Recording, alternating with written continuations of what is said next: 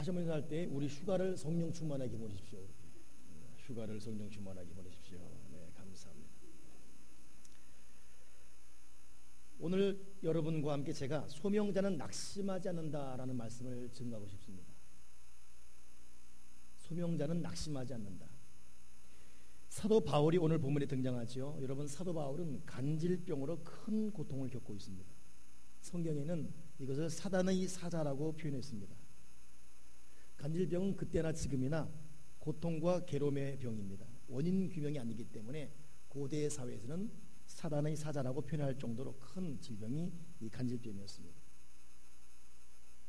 사도 바울은 이 육체의 가시, 즉 사단의 사자가 제거되기를 굉장히 기도했지요. 이 병에 대해서 명확한 진단은 없습니다만 추측컨대 로마 카톨릭에서는 사도 바울이 홀로 살았어요. 그 외로움, 그 고통, 여러분 고독한 것, 그것도 괴로움 아닙니까? 외롭다는 것, 우울증으로 들어가고.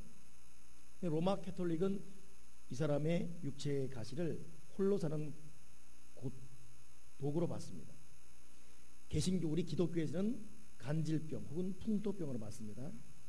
그러나 사실 정확한 알기가 없습니다. 종합적으로 볼 때는 또 어느 그 성경학자들은 만성 통증 증후군이었을 것이다 라고 말하기도 합니다. 지금을 하면 류마티스적 움직임 아픔. 저도 그런 병으로 좀 고통을 오랜 기간 해왔기 때문에 그거 참 심합니다. 바람만 불어도 아프다는 걸 여러분 모르시죠? 얇은 옷만 쓰다 나올 정도입니다. 정말 그 말이 맞다면 이 사람이 류마티스건 혹은 뭐 풍독병이건 혹은 간질병이건 혹은 너무너무 홀로 사는 고독이건 쉽지 않은 인생을 살았습니다. 근데 보편적으로 많은 확률의 퍼센테이지는 간질병으로 추측하고 있습니다. 이 얼마나 힘들었겠어요. 다른 사람 병 고치며 자기는 발작하고 있습니다. 악한 병마야 떠나갈지라라고 말한 다음에 자기는 거품 물고 쓰러지고 있고, 고통하는 자기도 괴롭고 고통하는 자기를 보는 다른 사람들이 느낄 수군냄도 속상하고, 자기를 믿고 따르는 제자들이 느낄 아픔도 괴롭고, 여러 차원에서. 그래서 이 사도 바울이 이 병 좀 낫게 해달라고 그렇게 간구했던 것입니다. 저는 간질병으로 고통하는 사람을 부모 목사를 했을 때 한 3년 정도 지켜본 적이 있습니다. 그리고 같이 아파하고 같이 고통했습니다. 도와줄 방법은 없고, 한 번은 발작할 때 같이 껴안고 수요 예배 전인데 30분을 뒹굴었던 적이 있습니다. 왜냐하면 그때가 옥상이었어요. 내가 잡지 않으면 뛰어내리기 때문에 하나님 살려달라고 거의 울음 반 섞인 자세로 그를 껴안고 몸부림쳤던 그런 경험. 결국 그는 세상을 떠났습니다만 너무나 아픈 거. 하나님께서 그런 고통하는 모든 자들에게 자비를 주시고 인생 포기하지 말고 반드시 믿음으로 승리할 수 있는 은혜가 이 땅을 사는 모든 자에게 임하기를 주님의 이름으로 축원합니다. 사도 바울은 이것을 이기기 위해서, 이것에서 해방받기 위해서 기도했다는 것이에요.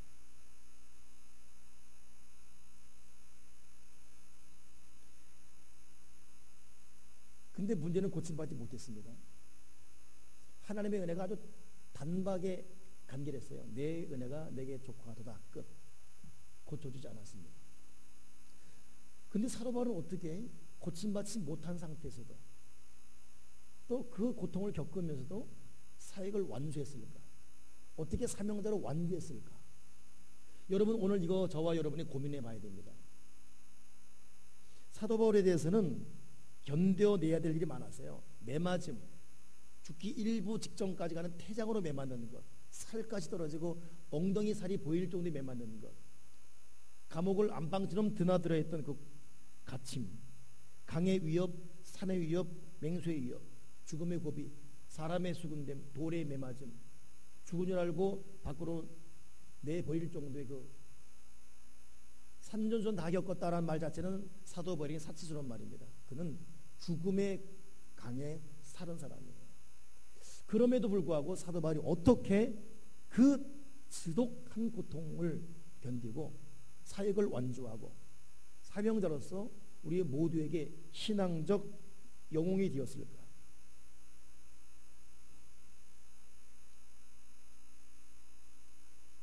그 사도 바울의 영성, 그의 삶의 자리가 오늘 우리에게 깨달아지길 바랍니다. 무엇이 이것을 가능케 했을까? 첫째는 사도 바울은 하나님께 부름받은 소명자였습니다. 자기가 누구인지 분명히 알았습니다. 이 말은 가는 방향, 살아가는 목적을 명확히 알았다는 거예요. 다메섹에서 하나님께 부름받은 이후에 이 사람은 180도 바뀌어집니다. 사울아 사울아 네가 왜 나를 핍박하느냐? 누구십니까? 나는 네가 핍박하는 예수다. 이 하나님과의 만남 이후에 이 사람은 180도 바뀌어버립니다. 부르심이 명확한 사람은, 하나님의 콜이 명확한 사람은 낙심시키고 절망시키고 좌절시키는 모든 것을 이길 수가 있습니다. 그러나 명확한 부름이 이 속에 살아있지 않으면 항상 흔들려요. 내가 가는 길이 맞는 길인가? 내가 선 자리가 있을 곳인가? 이 사명이 내가 감당할 것인가? 항상 고민하고 항상 의문점을 던지고 항상 불안하고. 그러나 부르심, 소명이, 콜링이 명확한 사람은 산이 꺼지고 땅이 무너질지라도 그는 소명받은 사람으로 길을 바로 갈 수가 있습니다. 여러분 모세 보십시오.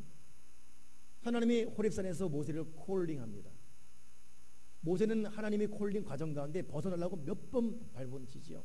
그러나 하나님은 하나님이 부르는 사람을 결코 놓치지 않습니다. 끝까지 추적하십니다. 때로는 진노하면서까지도. 결국 모세가 항복합니다. 그러나 문제는 모세가 하나님의 콜 앞에 맨 처음에는 못 간다 하다가 부르심을 받아들인 이후에 모세의 변화 보십시오. 광야에 40년 동안 모든 백성이 만나 없다고 불평하고 물 없다고 불평하고 모세를 죽일 듯 덤벼들어도 모세는 끄덕하지 않아요. 환경적 고통, 사람의 배반 앞에도 흔들리지 않습니다. 왜 그렇죠? 호렙산 부르심이 워낙 명확하니까 이는 흔들리지 않습니다. 여러분 우리가 왜 흔들립니까? 왜 낙심하죠? 왜 우왕좌왕하고 이럴까 저럴까? 지금도 길을 찾지요? 하나님의 부르심을 이 마음속에 생생히 갖지 못하면 항상 흔들리고 있는 것입니다. 항상 흔들려요. 저도 사실 20년 전 젊은 나이에 이 교회를 개척하고 여기까지 오면서 참 많은 과정을 겪었습니다. 때로는 여러 건강, 때로는 물질, 때로는 그러다 보니까 참 좋은 조건, 좋은 교회, 큰 교회. 요즘에도 저에 대한 콜이 있습니다. 목사님 저희 교회에서 사역해 주시죠. 그러나 어떤 말도 제 귀에 안 들립니다. 어떤 수, 어떤 서울, 어떤 배우 저 귀에는 들리지 않습니다. 나는 바로 여기서 여러분과 기도하고 해야 될 이 사명, 이것이 나의 행복이 있거든요. 바로 이번 주에도 이 부분을 묵상하는데 진정한 행복은 내가 부름받은 거기 있는 것이 행복이지 사람 수가 있고 환호성이 있고 칭찬이 있고 돈이 있고 출세의 길이 보장된 그것이 행복이 아니라 하나님이 부르신 그 자리 그곳에 있는 것, 이것이 행복이다. 아멘이십니까? 하나님이 부르신 콜, 그 자리 그 장소 거기 있을 때 행복하다. 우리가 왜 불행합니까? 왜 불평합니까? 왜 낙심합니까? 왜 좌절합니까? 하나님의 콜에 대해서 분명치 못할 때 낙심하는 거예요. 이 사도 바울이 간질병을 앓으면서도 그 외에 많은 고통을 겪으면서도 흔들리지 않았던 이유는 다메섹 콜이 분명히 있습니다. 여러분 소명이 영어로 콜링이에요. 콜링, 불렀다.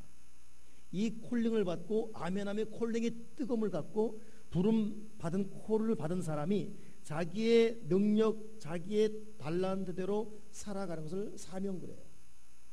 저와 여러분은 콜 받은 이후 이 콜을 가지고 사명을 감당해야 됩니다. 하나님의 부르심은 동일합니다. 콜이에요. 뜨거운 부르심. 이 콜에 따라 어느 사람은 음악으로 사명을 감당하고 어느 사람은 말씀으로 사명을 감당하고 어느 사람은 봉사로 사명을 감당하고 그러나 더 중요한 것은 콜입니다. 콜. 하나님의 콜. 근데 하나님 앞에 우리가 여러 가지 물어볼 수 있지요. 근데 하나님이 반드시 대답해 주는 것은 하나님 저를 콜링한 거 맞습니까? 라는 거에는 하나님 분명히 말씀해 주십니다. 마음으로 평안을 주시든지 사람을 통해 주시든지 하나님 나 안 불렀죠? 그냥 갑니다 하게 되면 환경을 막아서라도 깨닫게 하시든지 부르심을 콜링을 물어볼 때는 하나님 말씀해 주십니다. 오늘 여러분 하나님의 콜링을 물어보십시오. 하나님 저 부르셨습니까? 그리고 이것이 하나님과 나만이 하는 콜링에 대한 사인과 확신이 올 때 이 사람은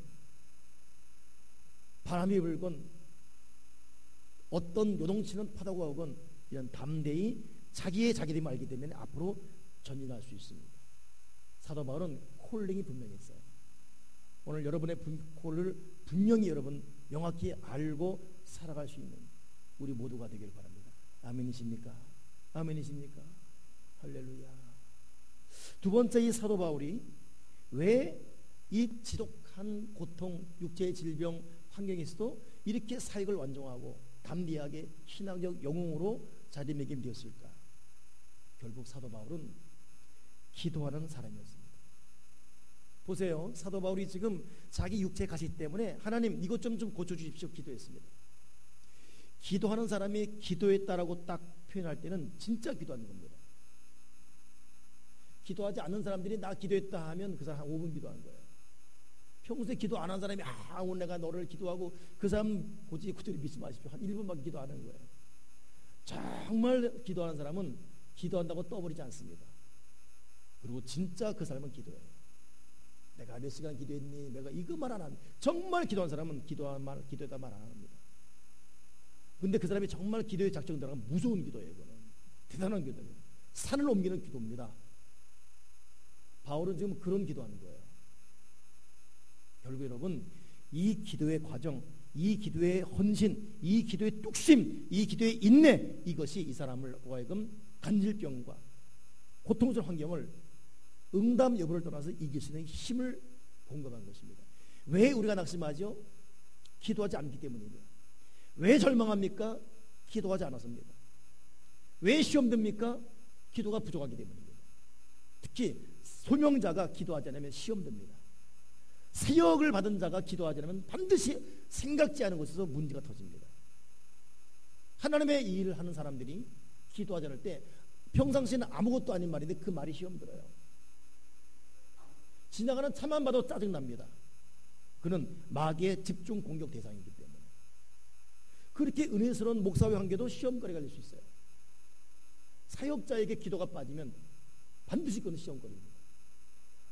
바울이 간질병을 이길 수 있었던 이유는, 그 육체의 환난을 이길 수 있었던 이유는 이 사람은 기도했기 때문입니다. 아멘이십니까? 여러분, 기도는 낙심을 이깁니다. 기도는 시험을 이겨요. 기도는 모든 걸 다 부서뜨려 버립니다. 기도는 그에게 강력한 무기이기 때문에 어떤 것도 환난으로 그를 침몰시키지 못합니다. 저는 그래서 교회 일을 섬겨오면서 직분자들이, 어떤 사역자들이 뜻한 바가 있어서 어떤 사역에 부름받아서 사역을 작정할 때, 잘 해나갈 때 감격스러워요. 그러면서 문득 감당하는 만큼 기도하지 않는 모습 보게 되면 불안해집니다. 왜냐하면 마귀를 결코 방관하지 않습니다. 그 사역의 사역대로 제대로 열매 맺게 하지 않습니다. 그가 찬양 사역을 결심하건, 셀리드로 결심하건, 헌금을 결심하건, 어떤 걸 결심하건 반드시 마귀는 그를 가만두지 않습니다. 어떻게든지 부서뜨리고, 어떻게든 방향을 틀어버리고, 어떻게든지 이전보다 못하게 만들어버리고. 그러니 여러분, 맡은 사명이 클수록, 뜻한 바가 있을수록, 가는 길이 명확할수록 기도가 반드시 뒷받침되기를 주님의 이름으로 축원합니다. 우리는 기도를 채워야 돼요. 우리는 기도해야 됩니다. 기도 시간에 충분해야 돼요. 반드시 기도자에게 하나님 위로하시고, 반드시 기도자에게 하나님 형통케 하시고, 반드시 기도자에게 낙심치 않게 하며 담대히 일어설 수 있는 희망을 주는 것입니다. 여러분, 진실로 동의하십니까? 내 실패의 원인은 이 사람 원인도 아니고 저 환경 이유도 아니고 내가 뭐 부족한 것이 있는 거 아니고 하나 이유입니다. 기도하지 않았어요. 주님, 우리는 왜 이런 일 못했습니까? 주님의 한 번에 말씀하는 정리된 말씀 오십시오. 기도 외에는 다른 곳으로는 이런 이유가 나갈 수 없다. 딱 지압해버립니다. 셀 가족 방학을 맞이했습니다. 우리에게는 특별합니다. 방학을 맞이함과 동시에 여름사역에도 개강을 해버립니다. 오늘 기도자도 잘 기도했지 않습니까? 셀 방학을 했습니다. 이어서 곧 여름사역이 많네요. 보니까 지난번에는 어린이 끝났고, 이번에는 학생부 수련회, 또 그 다음은 또 국내 선교, 전교인 또 마석기도 수련회 등등등등 사역 승리하게 도와주시옵소서. 셀리더 여러분, 이 방학 쉬는 동안에 지친 마음 잘 쓰다듬으시면서 다시 한번 내가 누구인지를, 셀리더로 소명받은 사람임을 명확히 하시고, 우리의 항상 빈 공간을 기도로 채워갈 수 있는 그런 믿음의 사람 되기를 주님의 이름으로 축원합니다. 사도 바울은 기도했기 때문에 모든 낙심과 원망을 이길 수가 있었습니다. 세 번째, 이 사도 바울이 이 그 고통 속에서도 사역을 완주할 수 있었던 이유는 무엇입니까? 사도 바울은 하나님에 대한 절대적인 순종 자세가 준비되어 있었습니다. 사도 바울에는 역설적 논리, 그렇기 때문에 하나님이 어떻게 인도하든 하나님에 대한 절대적인 신뢰가 그 마음속에 살아 있었어요. 여러분, 사실 그래서 낙심이라는 것은 하나님을 신뢰하지 않는 자가 겪는 고통입니다. 이스라엘 백성이 왜 광야에서 다 멸망했을까? 두 가지 바람에, 첫째는 교만, 둘째는 낙심. 교만은 하나님을 능가하려는 죄 때문에 망하는 것이고, 낙심은 하나님의 사랑을 신뢰하지 않기 때문에 망하는 것이다. 낙심하는 사람은 여러분 하나님을 신뢰하지 않아서 그래요. 그 사랑을 믿지 않기 때문에. 여러분, 하나님에 대한 신뢰가 있는 사람은 자기를 어떤 길로 인도하든지 하나님에 대한 동일한 신뢰를 보냅니다. 그래서 여러분, 히브리서 11장 보더라도 하나님께 나아가는 자 반드시 그가 계신 것과 그를 찾는 자들에게 상 주시는 신을 믿는다. 그들은 그런 믿음으로 나라를 이기기도 했고, 그런 믿음으로 싸움을 이기기도 했고, 그런 믿음으로 환난을 이기기도 했고, 하나님에 대한 절대 신뢰, 이것이 여러분 사도 바울로 하여금 이 온갖 어려움을 이기고 사역을 완주할 수 있는 길을 열어놓은 것입니다. 여러분, 하나님에 대한 신뢰가 있기 때문에 분명히 기도했지만 거절하는 거 어떻게 응답하죠? 내가 곧 약할 그때가 곧 강합니다. 이걸 그대로 받아들이는 것이에요. 오늘 그 말씀을 하나하나 보니까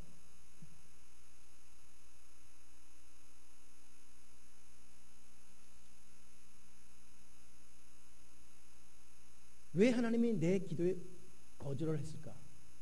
그 이유를 얼마나 하나님과의 관계에서 분명히 여러분 정리하지 않습니까? 아, 그렇구나. 7절, 여러 계시를 받은 것이 그러므로 너무 자만하지 않게 하시려고 내 육체 곳이 곧 사단의 살을 주었다. 환란이 올 때, 응답, 기도응답 거절이 올 때, 여러 생각지 않은 일이 당할 때 해석 자체가 하나님에 대한 신뢰가 있기 때문에, 아, 하나님이 나로 하여금 교만, 자만, 거만하지 않게 하기 위해서 이걸 주시는구나. 이런 믿음에서 나를 쳐서 너무 자만하지 않게 하게 하나님의 뜻.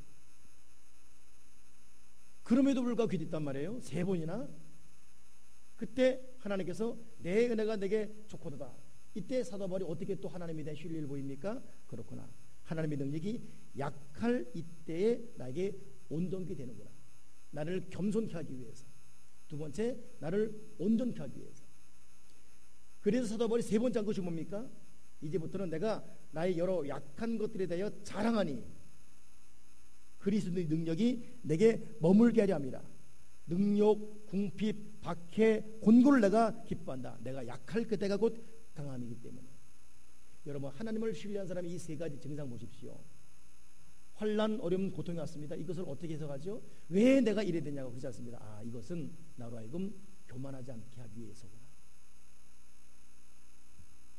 두 번째, 이것은 하나님의 능력이 나에게 머물 수 있는 절호의 찬스구나. 그리고 세 번째, 나는 이 여러 약한 것들에 대해서 감사해야 되겠다. 이 자세 때문에 이 사람은 사역을 완주할 수 있는 거예요. 이 얼마나 여러분 중요한 자세입니까? 여러분, 한번 요거 잘 정리해 보십시다. 사도 바울이 지독하게 고통스러운 환경을 어떻게 이겼다고요? 하나님의 부르심, 홀링이 살아있었어요, 이 속에. 두 번째는 그 사람은 기도했습니다. 그래 이길 만한 힘이 있었어요. 세 번째, 영 거꾸로 반대 오는 이 현실 앞에서도, 아, 하나님이 이렇게 하시는 이유는 나를 교만치 않게 하기 위해서. 아, 이렇게 하시는 이유는 하나님의 능력이 나에게 머물 수 있는 찬스구나. 그렇다면 세 번째, 좋다.